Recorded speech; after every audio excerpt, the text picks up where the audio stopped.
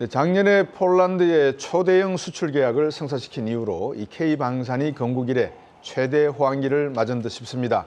러시아 우크라이나 전쟁 장기화에 따른 이 국제질서 재편과 미중 간 신냉전 구도의 심화 등이 맞물려서 K방산에 대한 세계 각국의 관심도 매우 높아진 상황입니다. 특히 지난 2일에는 이 정부가 18개국의 주한 외교사들을 초청해서 전투 사격 훈련 참관 등의 K무기 홍보 행사를 열었다고 합니다. 고영익 기자, 네. 이 행사에 다녀오셨습니까? 저도 안타깝게도 다녀오지는 못했습니다. 다녀오지는 못하셨고. 네네. 그렇지만 이 행사에 대한 내용은 알고 계시죠? 네, 그렇습니다. 한번 소개시켜 주시죠. 네, 이제 방산 세일즈라고 할 수 있을 텐데요. 지난 2일 우리 정부가 사상 처음으로 이제 주한 외교 사절단을 군부대에 초청을 해서 네. 이제 무기 홍보만을 위한 행사를 진행을 했습니다. 네. 참석 외교단은 호주, 체코, 칠레 이제 이런 국가들을 포함해서 총 이제 8개 국가가 참여를 했고요. 이제 네. 이들은 이제 우리 군에 실전 배치된 K2 전차와 또 K9 자주포 또 이제 다연장 로켓 현무와 같은 이제 30여 대의 군사 장비를 직접 살폈습니다. 네. 특히 이제 포격 장면에서는 이제 참석한 사람들 사이에서 탄성이 나왔다고 하더라고요. 네. 그래서 이제 K9 자주포에 대해서 이제 외교단들의 관심이 좀 집중이 됐었는데 네. 승무원 숫자를 줄이는 차세대의 기술에 대한 질문이 쏟아졌다고 합니다. 예.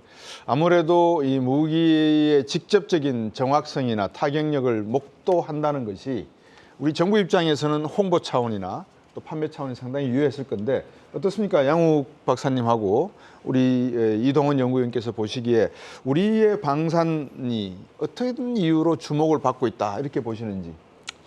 일단은 저는 틈새 시장에서 대박이 났다라고 말씀드리겠습니다. 네. 무슨 말씀인가 하냐면 제가 누차 말씀드리지만은 우리나라 무기 체계 자체가 세계 넘버원은 아닙니다. 네. 그다음에 유럽 쪽에 이제 소위 2위라고 얘기해서는 유럽 시장하고 비교했을 때 이제 조금 좀 어느 정도 비슷해진 것이고요. 네. 그런데 가격 같은 거 면에 있어서 상당히 좀 이점이 있는 것이죠. 그러니까 거의 2배 정도의 차이가 나는 그런 가성비. 성능이 그렇다고 떨어지냐 그렇지는 않고요.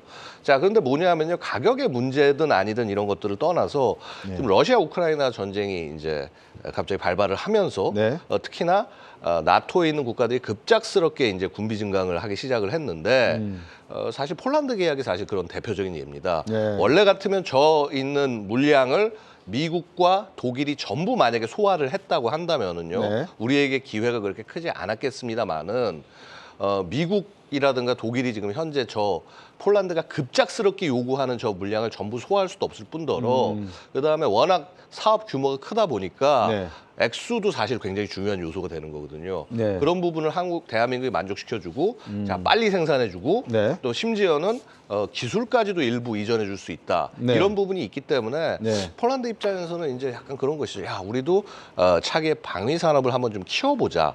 그럴 때 파트너로서 어디가 좋을까? 그래서 이제 대한민국이 선택된 측면들 네. 마찬가지입니다. 지금 우리가 그간 이제 동남아라든가 아니면 중동 시장에 판매를 해왔는데 네.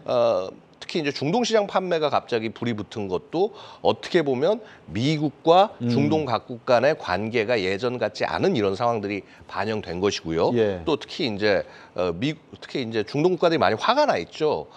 이렇게 안보를 어떻게 보면 미국에게 의존하고 있었는데 미국이 갑작스럽게 예를 들어서 패트리엇이라든가 사드 방어 포대를 바이든 행정부 때 들어와서 2021년 여름에 확 전부 철수를 시켰거든요. 네. 그래서 그런 부분에 대해서 야 그렇다면은 과연 이제 계속 사오는 게 맞냐? 가격도 비싼데.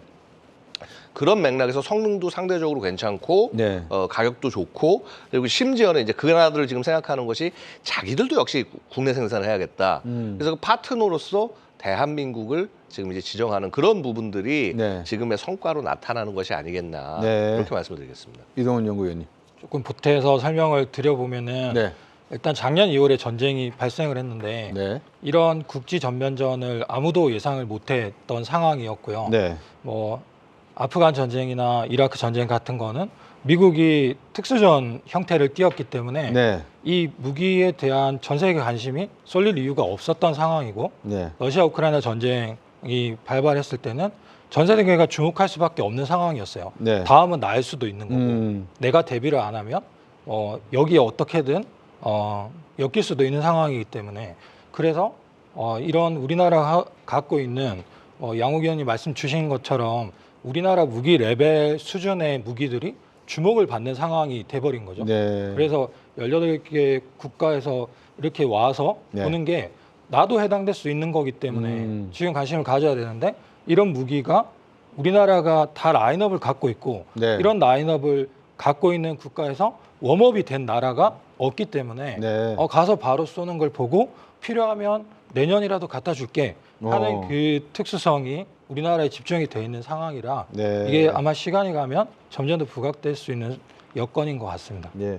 양욱 박사님하고 이동원 연구위원의 말씀을 제가 참고를 해보면 조금 전에 우리 양욱 위원이 말씀하실 때 한국과 독일제 무기의 가격 비교 표가 나갔거든요. 예, 예. 첫 번째는 가격의 차이가 독일제의 무기와 견주어서 반값보다 훨씬 싼 가격을 가지고 있다는 거. 예, 예. 두 번째는 우리 이동원 연구위원도 말씀 주셨지만 공급 라인 측면에서 양욱 박사도 말씀하셨죠. 생산해서 공급할 수 있는 여유가 우리는 즉각적으로 400대건 300대건 지원을 해줄 수가 있는데 독일 같은 경우에는 5년, 10년이 걸려도 그걸 약속을 못하는 상황이다 보니까 결국 가격 측면과 공급 측면에서 우리가 상대적인 우위에 있다. 이렇게 두 가지가 결정적 요인이었다. 이렇게 요약해도 되겠습니까? 뭐 그런 측면이 분명히 있습니다만은요. 제가 누차 말씀드리지만 무기 체계라고 하는 것은요 경제성으로 선택하지 않습니다. 그러니까 각 국가 내 외교적인 관계, 네. 그다음 국가 간의 관계 이런 것도 굉장히 중요하거든요. 신뢰가 중요하다. 신뢰가 굉장히 중요한데 뭐 폴란드 입장에서는 예를 들어 폴란드 예를 들면요 미국하고는 말도 못하는 신뢰가 있죠. 예. 독일에 대한 것 부분은 좀 그렇지 않습니다. 그렇죠. 고개를 갸우뚱할 수 있죠. 그다음에 일단 그래서 미국에서 충분히 제공을 받지 못하는 상황이라면 한국으로 넘어오는 것이 어찌 보면 자연스러운 수순일 수도 있다. 특히나 폴란드는 미국하고 협력을 굉장히 냉전 이후부터 바래온 국가인데요. 그렇죠. 한국을 굉장히 부러워하고 있습니다. 그런 측면에서. 그래서 이런 부분들이 아마도 좀 요인이 될 수 있지 않았을까 생각이 됩니다. 네. 고영욱 기자. 네. 그 무바달라라고 이 중동 지역에 펀드가 있는데 이 친구들이 우리나라에 방산하고 좀 투자를 해서 한 1조 원 규모를 투자를 하겠다. 네. 그다음에 올 1월 달에 윤석열 대통령이 아랍에미레이트를 방문하고 후속 조치로 이 중동과의 경제적 관계, 교류를 강화하려고 하는데 그 첫 스타트를 끄는 게 바로 이 방산 부분에 있어서의 공동 개발 이 부분이다. 이런 이야기가 있습니다. 네, 맞습니다. 그 정부가 이제 중동 국부 펀드인 그 무바달라와 함께 이제 대규모 방산 펀드를 이제 조성을 이제 추진하고 있습니다. 네. 이제 말씀하신 대로 올 초에 이제 윤석열 대통령의 아랍에미리트 이제 국빈 방문할 당시에 이제 네. 양국 간의 방산 그 협력을 강화하기로 했던 데 따른 이제 후속 조치고요. 이제 이 단계로 보면은 거의 뭐 극초기 단계라고 좀 말씀을 드릴 수 있을 네. 것 같은데 펀드 규모는 이제 최대 1조 원에 육박할 전망이고요. 네. 이제 무바달라가 그러면 어떤 이제 곳이냐라고 네. 이제 여쭤보실 수도 있는데 이제 거기에 네. 대해서 좀 말씀을 드리면 네. 이제 그 아랍에미리트가 2017년에 이제 설립을 한 국영 투자사고요. 전체 네. 그 운용 규모가 우리 돈으로 약 한 380조 원에 이릅니다. 네. 네, 그래서 이제 아부다비 투자청과 함께서 이제 중동의 그 양대 국부 펀드로 불리고 있고요. 이제 이렇게 이제 그 방산 펀드가 조성이 이제 되면 여기에 이제 한화 에어로스페이스라든지 아니면 이제 그 카이 한국 그 항공 우주 산업 같은 이제 국내 방산 대기업들도 기관 투자자로 참여할 가능성이 거론이 되고 있습니다. 예. 이제 그럼 이제 이 돈을 어디에 투자를 할 것이냐 한다면 이제 국내 중견 방산 기업이 될 거라고 지금 보이고 있고요. 이제 이렇게 이제 자금이 유입이 되면 국내 이제 방산 그 제품과 기술의 그 품질에 대해서 경쟁력을 좀 한층 끌어올릴 수 있을 것으로 보입니다. 예. 이동원 의원님. 지금 방금 우리 고영욱 기자가 말씀하는 걸 들어보면 우리나라의 향후 중동 국부 펀드, 무바 펀드 같은 이런 경제 협력 펀드들이 들어오게 되면 우리 방산업계에도 상당히 좀 기술 발전이라든지 이런 걸 기대해도 될까요? 네, 당연히 이제 방산은 규모의 경제이기 때문에 여기서 이제 추가로 들어오는 물량들을 가지고 개량하고 업그레이드하는 소비들이 늘어날 거라고 네. 보고 있고요. 중동은 뭐 전통적으로 미국이 올머니에 대한 방산 지원 같은 걸 해가지고 네. 안정성을 유지하던 형태였는데 이게 뭐 미국이 중동에서 뭐 에너지 자립을 하면서 발을 빼니까 네. 뭐 하얗고처럼 다시 지정학적 리스크가 커진 상황이고 한국은 오래전부터 중동의 건설이라든지 여러 가지 산업재에 대한 공급들을 하면서 신뢰관계가 많이 쌓였던 상황이고 네. 이미 2010년대 중반에 방산 수출 이력들이 UAE나 사우디에 있어요. 네. 그때부터 쌓여있던 것들에 지금 업그레이드하면서 계속 수출이 될 수 있는 거기 때문에 네. 한국 입장에서는 외형 성장 그리고 중동과의 관계를 쌓아나가는 중요한 교두보의 시점인 것 같아요. 네.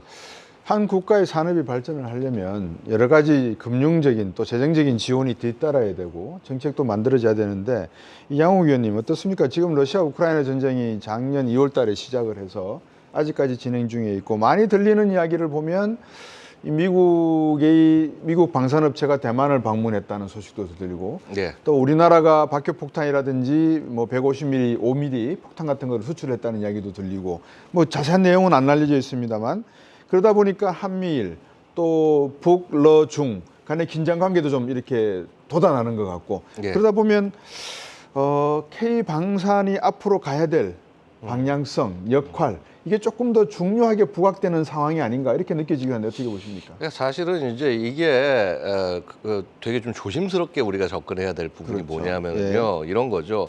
K 방산이 뭐 잘 나간다. 뭐 심지어는 무슨 뭐 민주주의의 무기고라는 네. 뭐 그런 얘기까지. 이 원래 이 민주주의의 무기고란 말은 그 루즈벨트 대통령이 2차 세계대전 당시에 이제 미국이 참전하기 전에 유럽에다가 이제 무기를 제공하면서 네. 이게 나치 침략에 맞서서 이제 지키기 위해서 미국이 무기고가 돼야 된다, 민주주의 무기고가 돼야 된다 이런 얘기를 한 거예요. 네. 그 말이 그럼 왜 나왔을까요? 민주주의 무기고란 말이. 결국 뭐냐면 국제 지금 정치 자체가 그 어떤 또 새로운 블록화, 새로운 충돌의 국면을 맞고 있기 때문에 민주주의의 무기고라는 말이 굳이 나오고 그다음에 그 역할을 대한민국이 만약에 맡게 된다? 그 말은 뭐냐 하면은 블록 내에서 역할을 확실하게 갖는다는 얘기가 되는 것입니다. 네. 그건 달리 말하면 어떻게 되냐면 소위 그 블록의 반대편에 있는 국가들과는 안 좋은 관계로 갈 수밖에 없다는 뜻이 되는 네. 것이거든요. 그래서 이제 과연 우리 정부나 우리 국민들이 그걸 바라고 있느냐 일단 그것부터 물어보는 것이 굉장히 중요한 질문이다. 네. 왜냐하면 이번에 뭐 우크라이나 지원과 관련해서도요 얼마나 굉장히 많은 정치적인 이슈들이 있지 않았습니까? 그렇죠. 뭐 야당에서 뭐 엄청나게 반대하고 그리고 국내 사실 우리 그 예를 들어서 대통령실이나 뭐 국가안보실 이런 데서도 굉장히 조심스럽게 반응을 할 수밖에 없는 상황입니다. 왜냐하면 여전히 우리가 뭐 중국이라든가 러시아 같은 국가들의 많은 국이 걸려 있기 때문에 그래서 그런 측면에서 굉장히 좀 조심스러울 수밖에 없다라는 것이고 이제 다만 이 우리 수출하는 걸 보고 있으면 이제 이런 거죠. 우크라이나에 직접 지원을 안 합니다. 그래서 네. 그 사실 민주주의의 무기고가 아니에요. 그런 의미에서 보면요. 예. 그런데 하지만은 폴란드에는 지원을 합니다. 왜냐하면 폴란드가 분명히 러시아하고 사이는 안 좋지만 직접 교전하는 국가는 아니기 때문에 네. 일종의 이제 그거를 논리 삼아 가지고 접근을 하는 것이고요. 저는 사실 폴란드에서 그런 질문도 좀 받아봤습니다. 야, 너희 뭐 러시아 자꾸 겁나가지고 우크라이나 뭐 포탄도 안 주고 그러는데 너 그럼 우리가 만약에 러시아하고 교전하거나 충돌하면 너 우리한테도 부품 안 줄 거야? 당연히 할 수밖에 없는 질문입니다. 그렇죠. 그래서 그런 부분들 자체가 결국은 대한민국 정부가 네. 이 안보에서 어느 정도까지 국제 사회에서 역할을 차지할 것이냐 이게 명확해야 예를 들어서 뭐 K 방산이 뭐 어디 뭐 늘어난다 수출된다 네. 그 범위도 사실은 거기서 정해지는 것이 아니겠나 이렇게 말씀드리겠습니다.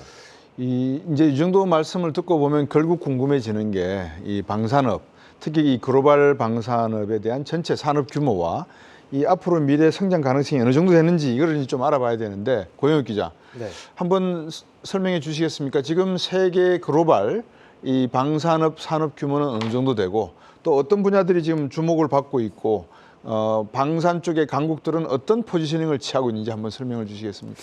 네, 뭐 방위 산업의 규모는 어떻게 보면 이제 세계 각국의 그 국방 예산이라고 좀 표현을 할 수 있을 것 같은데요. 이제 지난해 이제 세계 전체 국방비 지출은 3,000조 원이었습니다. 3,000조 원요. 어마어마한 숫자죠. 예. 이게 그 시간으로 환산을 하면 1분에 56억씩 쓴 셈입니다. 네. 특히 이제 유럽은 이제 냉전 시대 이후에서 군비 지출이 최고조에 달했고요. 네. 이제 새 무기를 얻는데 쓰는 돈, 그러니까 네. 이제 그 신규 무기 획득 예산이라고 하는데 네. 이것만 따로 이제 떼어내서 올해치를 보면은 우리 돈으로 이제 912조 원입니다. 네. 이게 이제 2027년에는 940조 원, 그리고 32년에는 천조 원을 넘길 걸로 이제 전망이 되고 있고요. 네. 여기서 이제 누가 그러면 가장 많이 비중이 차지하고 있냐 보면은 압도적인 거는 뭐 당연히 미국입니다. 미국이겠죠. 네네 뭐 국방비만 1,000조씩 쓴다는 나라니까요. 예, 그래서 올해 국방 예산 역시 뭐 1,110조 원 가량 되는 걸로 예. 지금 알고 있고요. 이제 이 중에서도 이제 새 무기를 장만하는 데는 220조 원을 쓰기로 했습니다. 네. 예산이 이제 수요라고 한다면 그러면 이제 수출은 어느 나라가 가장 많이 하냐라고 네. 봤을 때 역시 미국이 1위를 하고 있고요. 네. 이제 그 다음에는 이제 러시아, 프랑스, 그다음에 중국, 독일 네. 이 이제 5개 국가가 소위 이제 그 메이저 리그라고 할 수 있는 그런 방산 강국이고요. 네. 6위부터 10위까지는 이제 점유율이 좀 비슷비슷한데 우리나라는 지난해 기준 2.4%로 9위를 차지했습니다. 네. 근데 성장률은 또 세계 최고예요. 그래서 이제 우리 정부가 세계 방산 시장 점유율 5%, 4대 방산 강국에 들겠다고 목표를 제시한 것도 네. 이런 그 자신감의 이제 근거가 되고 있습니다. 그렇군요. 네. 우리나라의 방산 규모가 말씀 주셨다시피 이 미국에 이어서 9번째 정도에 해당이 되고 GDP 대비 한 2.4, 2.8 정도 되는 그런 강국으로 성장을 했다라는 말씀을 정리해 주셨는데 이동원 의원님, 그 수출 비중은 어떻게 됩니까? 우리가 어느 정도 수출을 지금 아까 신뢰 관계가 상당히 중요하다고 하셨는데 해외 수출, 폴란드, 호주 이런 이야기가 들리긴 합니다만 수출 비중은 어떻습니까? 예, 기자님 말씀 주신 것처럼 네. 전체 수출 시장에서는 미국이 40% 정도고 점유율. 네. 러시아, 프랑스 이렇게 있고 우리나라는 2.4% 정도 비중인데 이게 1.3%에서 2.4%로 늘어난 거기 때문에 네. 성장률이 엄청 큰 거죠. 뭐 미국이 2배 성장할 수는 없잖아요. 40%가 80%가 될 수는 없으니까. 네. 한국이 뭐 1.3%에서 2.4%로 늘어났는데 이게 4.8%가 될 수도 있는 거고 네. 뭐 7, 8%로 올라갈 수도 있는 거니까 예. 한국은 뭐 라이징 스타 같은 이제 성장 관점에서 네. 열리고 있는 형태의 위치에 있다 이렇게 볼 수 있을 것 같습니다. 네. 양욱 박사님. 예. 우리나라의 무기 기술 수준이 보통 이제 군비를 천조국이 된 미국은 뭐 최고 선두를 달릴 거고 예. 그다음에 많은 시청자분들도 추정을 하시겠지만 유럽 나토 국가들 무기의 어떤 정확성이라든지 예. 그다음에 러시아 정도 예. 또 우리나라는 예. 이 정확성이나 기술력 그러니까 예. 가성비라고 표현하죠. 예. 한 세계 몇 위쯤 된다고 보십니까? 글쎄요, 뭐 만약에 블럭으로 지금 만약에 말씀을 하신다면요, 그렇습니다. 뭐 역시 뭐 미국의 우위는 바뀌지 않을 것이고요. 네. 그다음에 기술적 특성으로 봤을 때 전반적으로 유럽, 나토에 있는 무기 체계들이 미국 다음으로 얘기할 수 있습니다만은요. 일부에서는 러시아가 더 유리한 측면들도 몇 개가 있습니다. 네. 그래서 뭐 유럽과 러시아 무기 체계 수준이 비슷하다면 어떤 거는 또 러시아가 너무 못하고 어떤 거는 유럽보다 잘하고 그래서 이제 그런 정도의 위치가 돼 있는데 네. 뭐 대한민국은 완전 밑바닥이었죠. 뭐 과거를 생각한다면은 거의 근접할 수도 없었습니다만은요. 네. 지금 대한민국 같은 경우가 이제 우리 산업 자체가 소위 80년대, 90년대 엄청나게 폭발적으로 발전을 하면서요. 사실 방산이 혼자 발전하는 게 아니라 네. 산업 전반에 영향을 받습니다. 우리 뭐 반도체라든가 기타 첨단 산업들이 올라가면은 그 역량이 사실은 방산에도 영향을 미칠 수밖에 없게 되는 네. 것이고요. 그러다 보니까 한 2000년대 이후부터는 갑자기 성능이 쫙 올라갑니다. 네. 성능이 올라가면서 최근으로 얘기하자면은 유럽제 정도의 기술력에서 아직 상당 부분 부족한 부분이 있지만은 어느 정도 유럽제 이상으로 올라간 측면들이 있습니다. 있고 그다음에 우리가 또 뭐라고 그럴까 냉전 이후에 냉전 종식 후에 러시아와 수교하면서 차관을 제공해주고 그다음에 그 차관에 대한 대가로 이제 차관을 뭐 이렇게 상환이 쉽지 않다 보니까 네. 무기 체계들도 좀 받아오고 그리고 기술도 좀 이렇게 그 과정에서 입수를 했습니다. 그렇군요. 그래서 그런 부분에서 러시아의 또 첨단 기술도 우리가 일부 확보를 하고 그래서 그런 것을 바탕으로 해서 많이 올라갔다. 네. 그래서 뭐 미국하고 뭐 완전히 같은 선상에서 비교는 못하겠지만 유럽 혹은 러시아 여기제들과는 약간 어찌 보면은 이제 컴페티티브한 어깨를 나누니까 러시아제 같은 경우 가장 큰 문제가 뭐냐면 가격은 싼데 네. 정비성의 문제가 굉장히 많습니다. 막 거의 막 부품을 통째로 갈아야 된다거나 해가지고 해서 뭐 예를 들어서 뭐 한 100을 주고 사왔다. 그런데 나중에 이제 뭐 유지 운영이 막 300, 400 막 이렇게 이제 올라가게 되는 그런 문제가 생기는데 예를 들어서 그런 부분들이 우리는 없는 거죠. 네. 이동원 의원님, 지금 말씀 주신 내용을 가만히 놓고 보면 이제 이렇게 요약을 간단히 하시다 보니까 사실 비하인드 스토리, 특히 이 30억 달러 러시아 차관을 주고 구소련이죠. 네. 차관을 주고 이제 우리가 그 차관을 상환을 못하니까 러시아가 탱크를 갖다 주고 헬리콥터도 주고. 네. 근데 그게 약간 좀 비하인드 스토리가 있어야 될 것 같아요. 보통 이렇게 무기를 줄 때 첨단 부분 쪽은 빼고 주잖아요. 네. 그러면 우리가 뭐 기술 개발할 것도 별로 없는데 이렇게 방산업이 컸을까? 그러면 거기에 뭔가 이야기되지 않은 비하인드 스토리가 있었을 것 같아요. 아, 그게 이제 말씀하신 불곰 사업이 뭐 네. 그렇게 이제 구소련 때 이제 차관 줬다가 러시아로 바뀌면서 못 받은 거 이제 네. 그 방산 기술 같은 거 받았는데 네. 그때 들어왔던 그 무기들을 뭐 이제 가르쳐 줘야 되잖아요. 그렇죠. 이게 어떻게 운용하는지 기술을 주는 건 아닌데 주요 기술들은 블라인딩 돼 있었는데 뭐 그 당시에 엔지니어들은 이제 같이 뭐 이렇게 협업하는 건 아니니까 네. 뭐 언어도 안 통하고 하는데 네. 한국 엔지니어들이 되게 적극적이고 열심히 하는 걸 보고 네. 뭐 이런 회식 자리나 이럴 때 네. 뭐 직접적으로 보안상 얘기는 못 하는데 네. 뭐 그 엔지니어들끼리는 그런 게 있다고 하더라고요. 뭐 이렇게 고민하는 사람을 보면 이렇게 동정하는 마음이 들고 뭐 그러면서 뭐 얘기해 준 게 기밀은 아니지만 네. 알고리즘에서 풀 수 있는 뭐 몇 가지 힌트 뭐 이런 것들을 한국이 잘 체득을 한 거죠. 네. 그래서 내재화를 많이 시켰고 그게 지금까지 기술적으로 올라온 이유인 것 같아요. 올라서는 배경이 됐다. 네. 양욱 의원님, 예. K9 자주포. 예. 저게 구소련의 기술입니까? 아니면 우리가 스스로 개발한 아, 기술입니까? K9 자주포는 소련하고는 상관없습니다. 우리가 소련하고는 개발한 겁니까? 우리가 개발한 건데 뭐 사실은 우리 그 개발이라고 하는 것이 그렇습니다. 이제 보면은 결국은 이제 미제 그 팔라딘 자주포 초기형을 우리가 이제 K55라는 이름으로 해서 생산을 한 적이 있고요. 네. 그래서 그 경험을 바탕으로 하고 그 다음에 또 그 마침 비슷한 시기에 먼저 개발됐던 독일의 그 PZH H2000 예. 이제 얘를 그 거기에 들어간 기술이나 이런 것들을 이제 우리가 역으로 또 환산하고 하면서 네. 그러면서 이제 사실은 독일제와 경쟁하기 위해서 우리 스스로가 최대한의 능력을 뽑아내서 만드는 거죠. 그런 측면에서 봤을 때는 분명히 우리의 독자 기술 맞다라고 말씀드릴 수가 있겠습니다. 예. 방산 수출이 173억 달러에서 올해 200억 달러를 목표로 하고 있고 앞으로 세계 4대 강국으로 올라서려고 하는 이런 포부를 가지고 있다는 것은 기술력 못지않게 내구성이라든지 어떤 그 공급 체계, 공급 사슬에 있어서 모든 그 협력 산업들이 국내에 다 존재한다 이렇게 해석이 될 수 있을 것 같은데 어떻습니까, 이동원 의원님?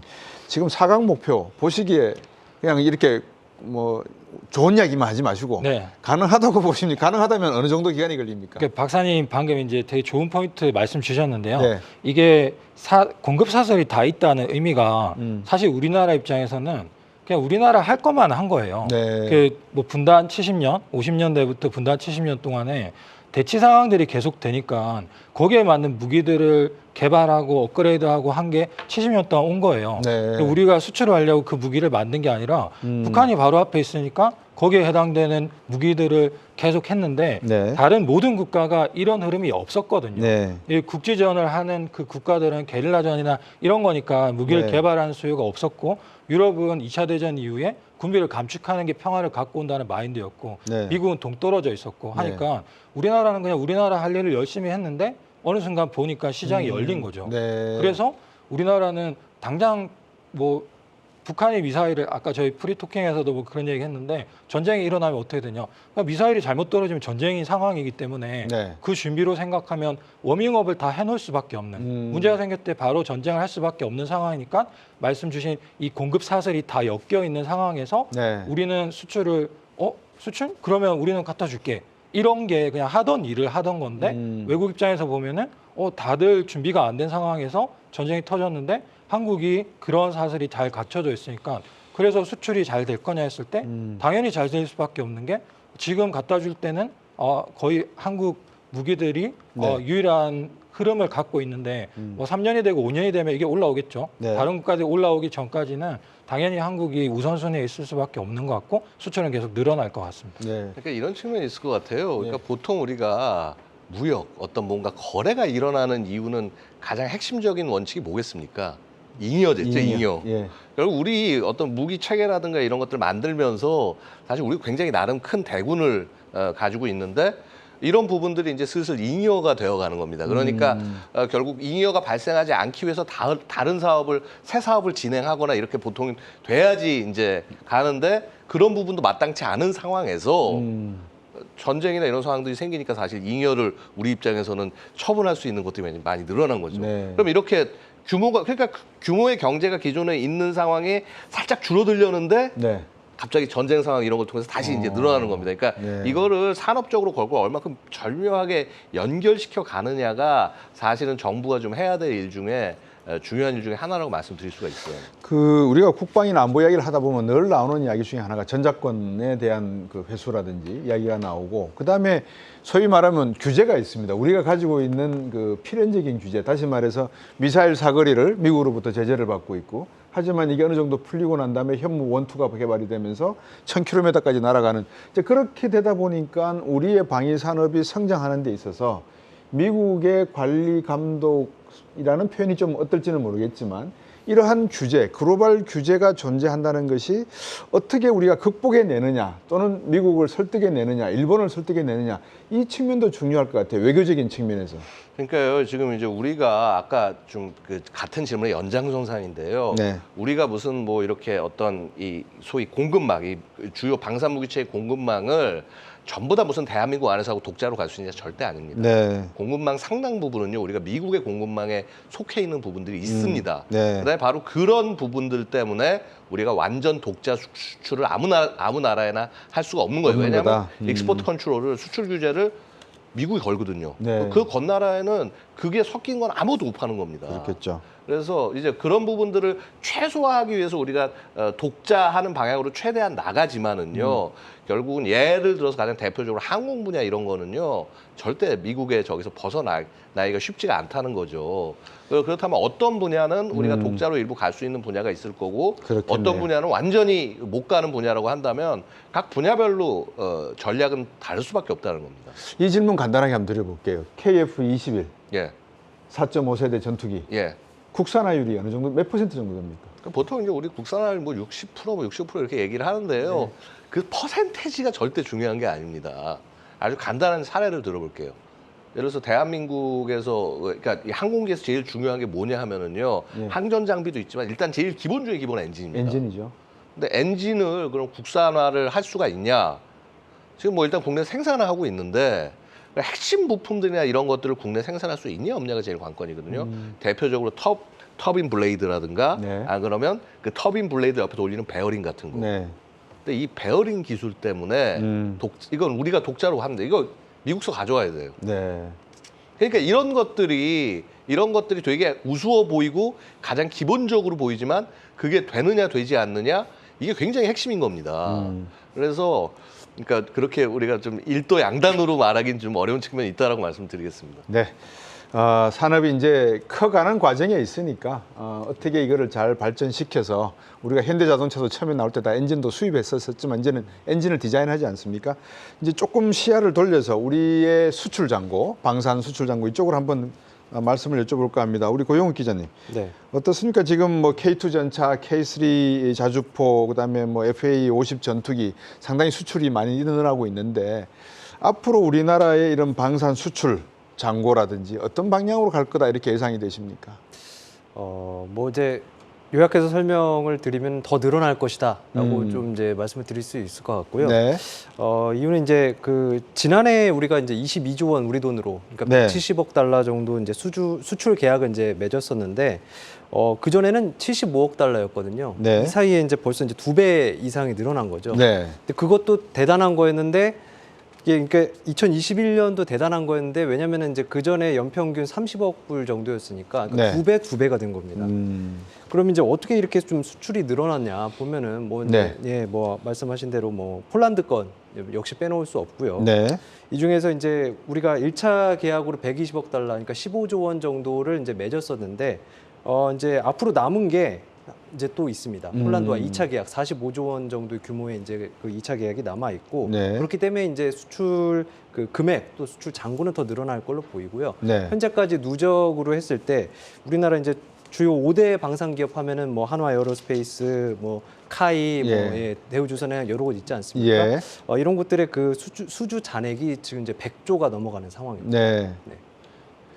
이동훈 위원님, 방금 지금 화면에 나오고 있는 방산 기업별 수주액, 저거를 향후에 우리가 주식 투자를 할 때 참고로 해도 되겠습니까? 어떻게 보십니까? 참고로 할 수 있습니다. 네. 그 매출이 당연히 이제 인식이 되면서 늘어나는데 네. 근데 방산 수출은 사실 변동성이 크기는 합니다. 이 인식될 때 과거에 신흥국들 투자한 거 보면은 KF21을 예를 들면 네. 뭐 인도네시아가 지분 투자했던 부분에 대해서 돈을 안 주고 있거든요. 네. 아직도 안 주고 있습니까?